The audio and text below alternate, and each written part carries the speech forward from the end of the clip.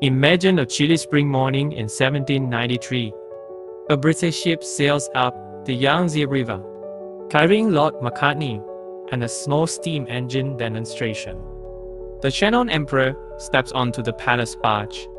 What if he had not turned away, but instead leaned forward with curiosity?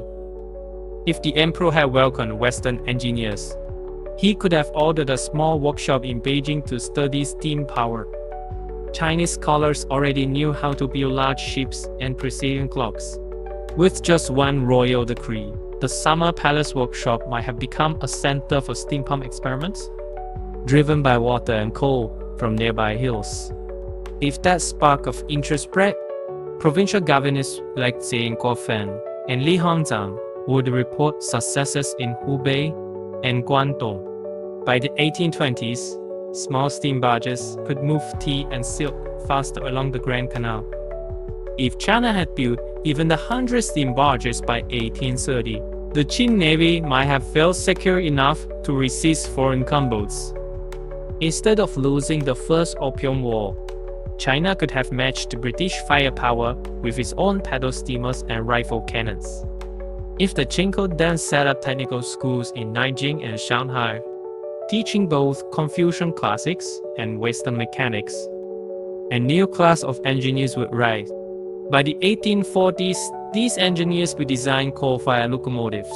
Imagine the first Chinese train chugging from Guangzhou to Wuhan in 1850, carrying fabrics and porcelain to inland markets in half a day.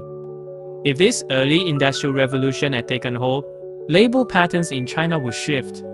Millions of peasants would move from rice paddies to foundries and rail yards.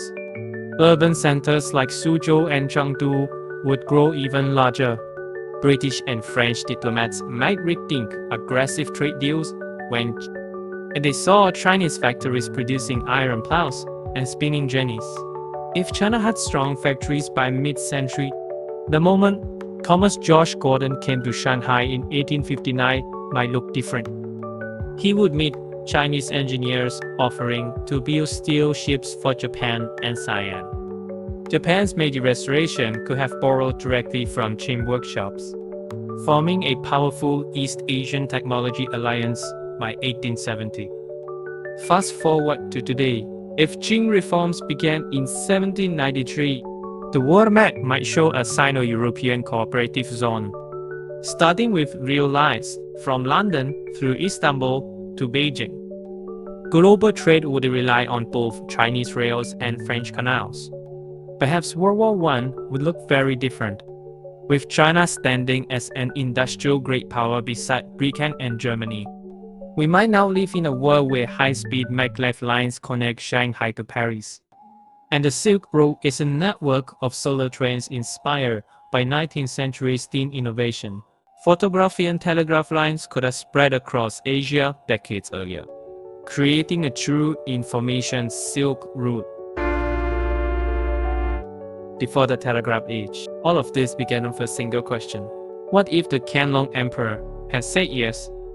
A simple change in attitude toward foreign machines might have rewoven the threads of history.